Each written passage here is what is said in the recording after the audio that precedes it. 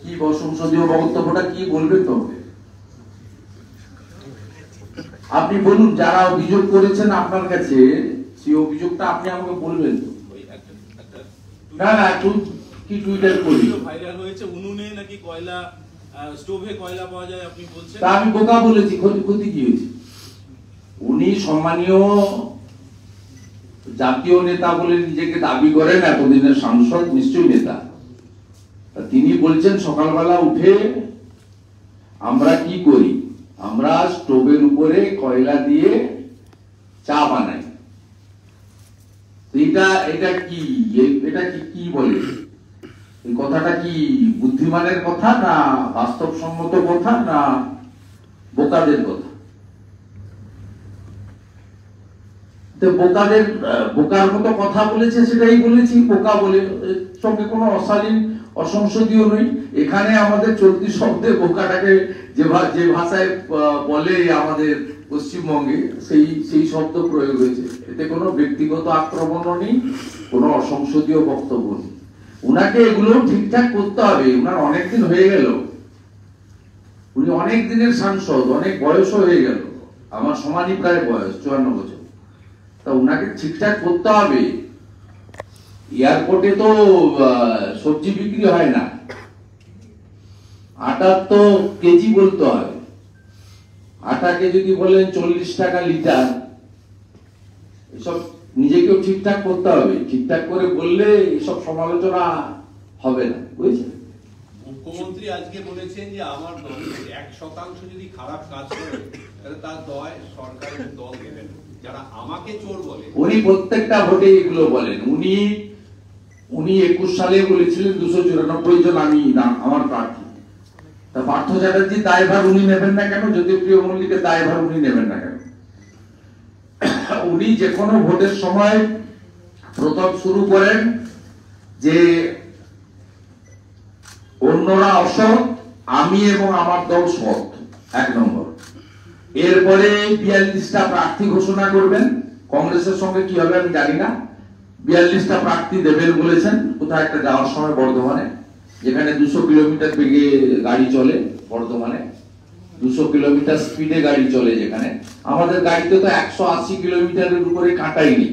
যাই হোক, তা তিনি সেখানে গিয়ে বলেছেন যে আমি 42টাতেই লড়বো। এবারে 42 জন যখন দাঁড়াবেন বলবেন কাউকে কোথাও দেখার দরকার নেই, আমাকে ভোট দিন। এবার 42টার মধ্যে আবার যেটা ধরা পড়বে 6-8 মাস 9 মাস পরে, তখন বলবে করতো আমি এগুলো জানতাম না। এই ধরনের ভোট নির্বাচন এলাকে নির্বাচক মন্ডলীকে বিভ্রান্ত করা, মিথ্যা কথা বলা, অন্যের ঘাড়ে দোষ চাপিয়ে নিজে ক্ষমতায় থাকা।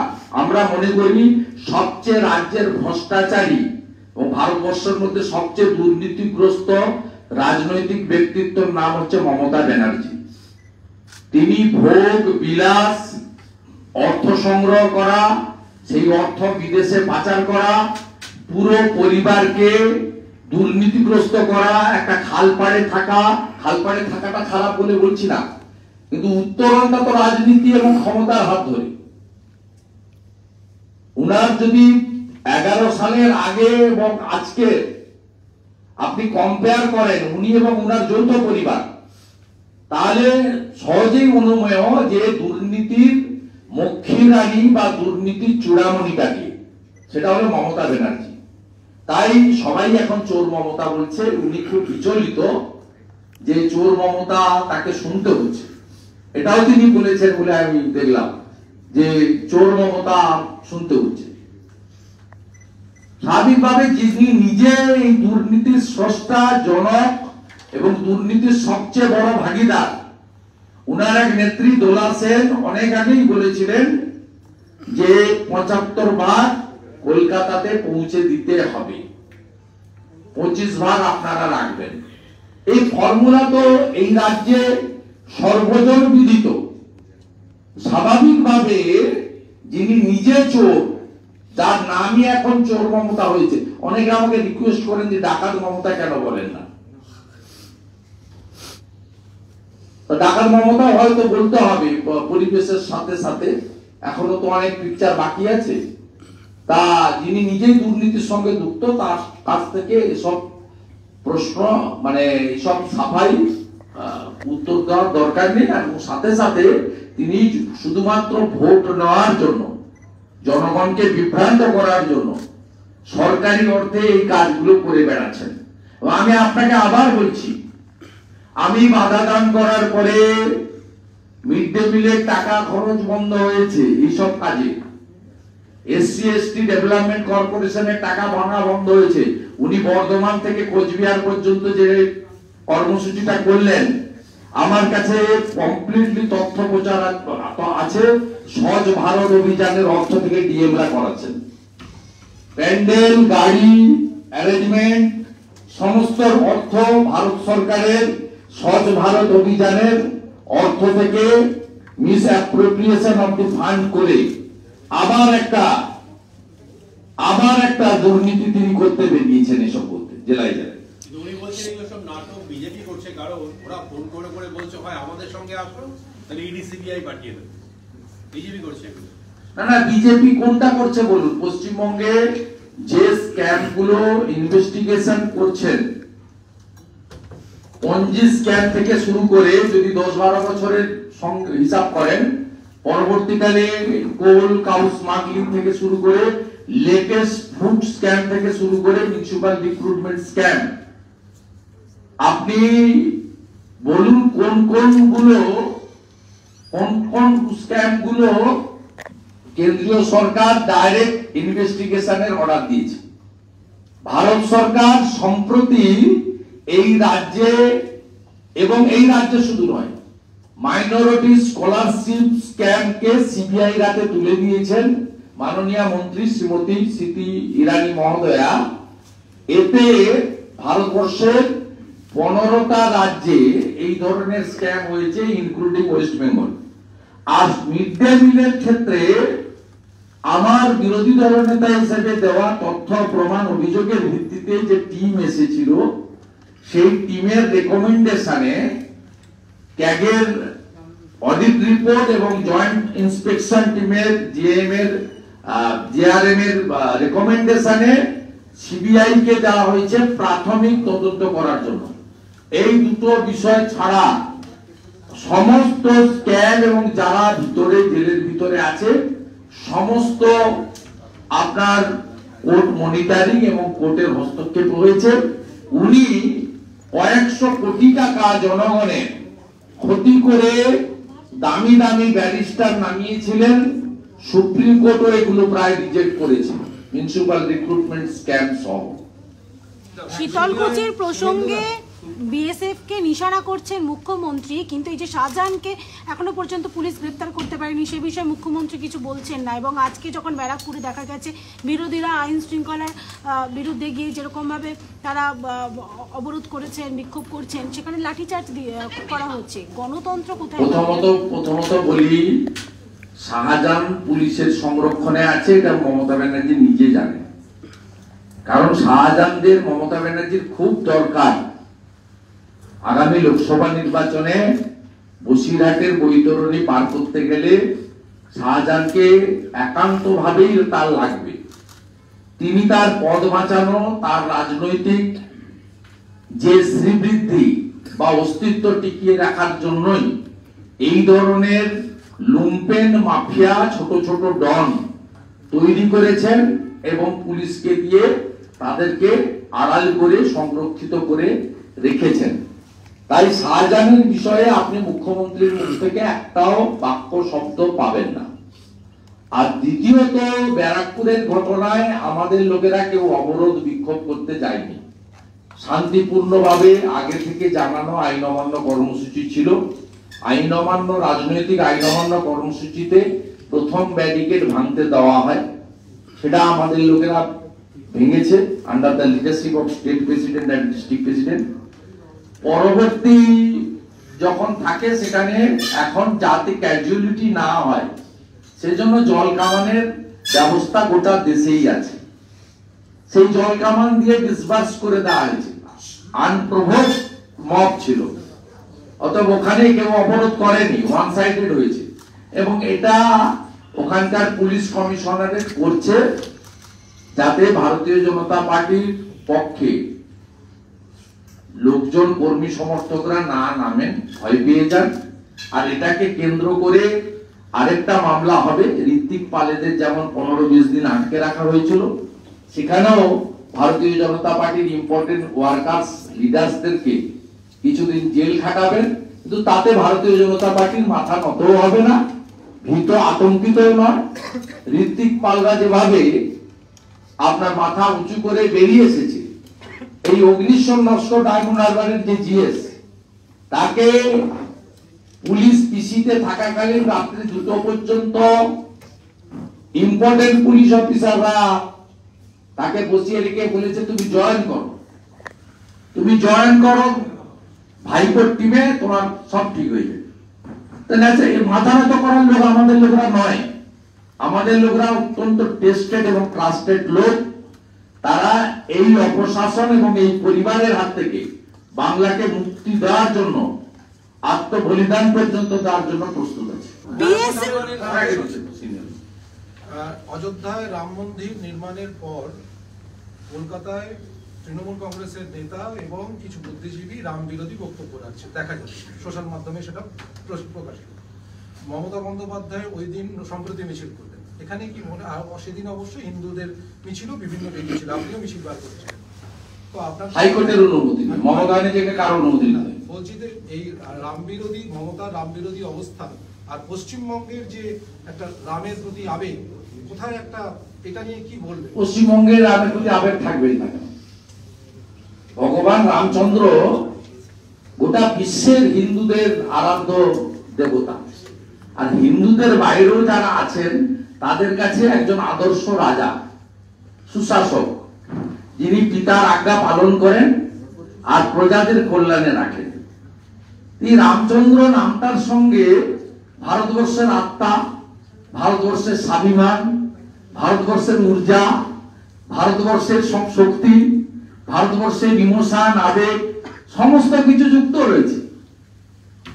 সেই কারণে শুধুমাত্র হিন্দুদের কার্যক্রম সেদিন হয়নি, বর্ণ ধর্ম নির্বিশেষে মানুষ রাম জন্মভূমি ও রামলালার প্রাণ প্রতিষ্ঠার, মানে মন্দিরের প্রাণ প্রতিষ্ঠার উৎসব পালন করেছে। এবং মমতা ব্যানার্জির মতো লোকেরা উস্কানি দেওয়ার পরেও কোথাও সাম্প্রদায়িক সম্প্রীতি নষ্ট করতে দেননি অন্য ধর্মের লোকেরা।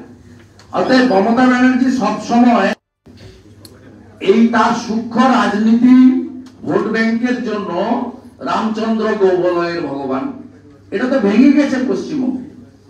ছট পুজো, বিহারীদের অনুষ্ঠান, এসব জিনিস ভেঙে গেছে। প্রাচীরটা উনি তৈরি করেছেন। এখন পশ্চিমবঙ্গের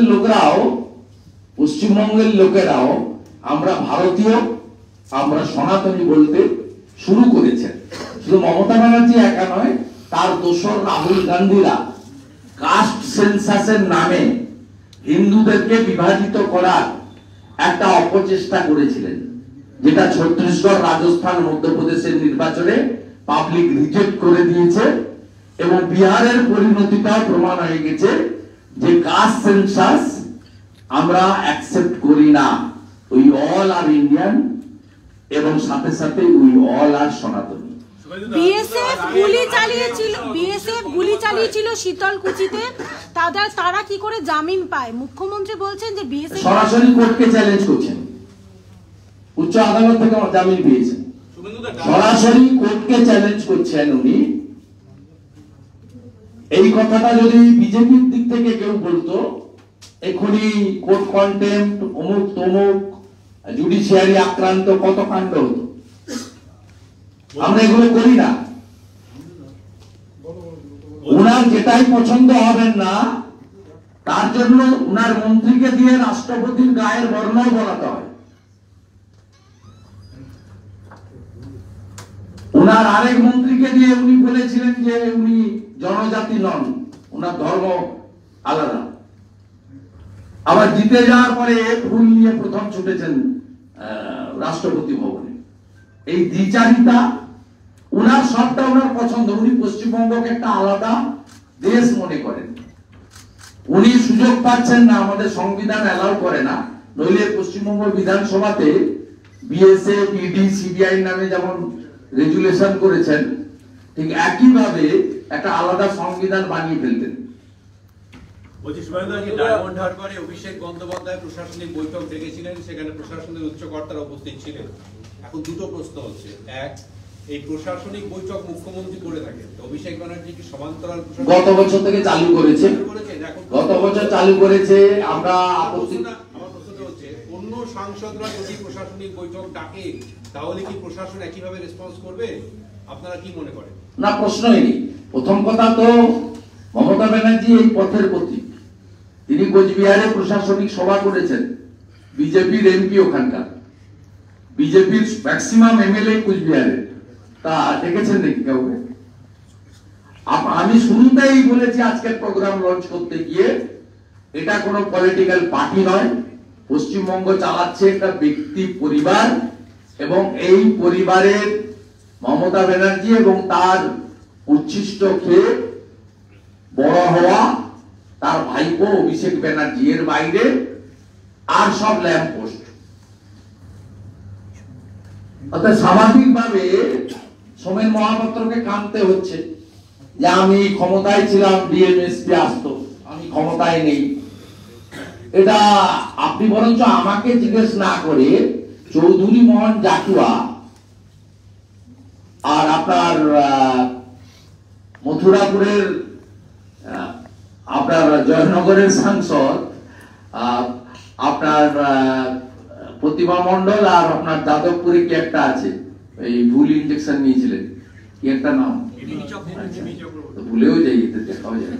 তা এদেরকে জিজ্ঞেস করুন, এরা ভালো উত্তর দিতে পারে।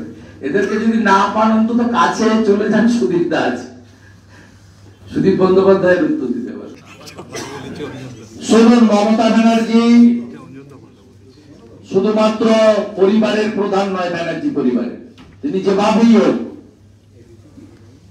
মুসলিমদের খেপিয়ে গণনা কেন্দ্রে চুরি করে যেভাবেই হোক মুখ্যমন্ত্রী হয়ে গেছেন, আমার কাছে হারাত পরে।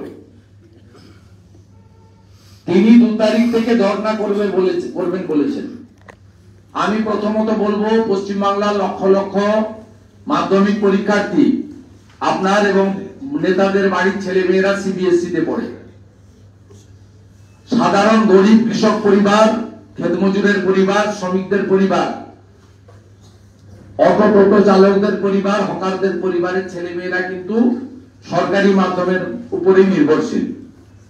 আপনার কোনো রাইটস নেই পরীক্ষা চলাকালীন তাদেরকে ডিস্টার্ব করা।